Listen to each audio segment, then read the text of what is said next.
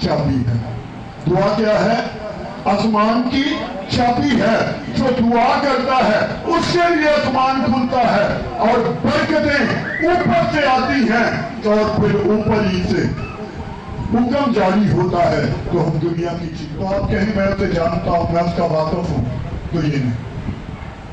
वाकफियत के लिए जरूर है हम उससे बात करें, उसके ख्यालों को जाने, वो हमारे ख्यालों को जाने, फिर पता चलता है उसे जानते हैं।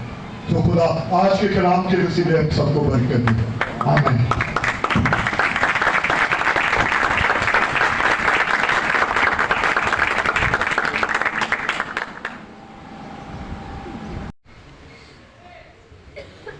हालेलुया। हम सब खुश हैं। खुदावंद के जब भी घर में आते तो हमें खुशी होना चाहिए। आए हम खुदावंद का शुक्र करें और खुदावंद का जिंदगी बख्श कलाम हर एक जान अपने लिए दे। जब तक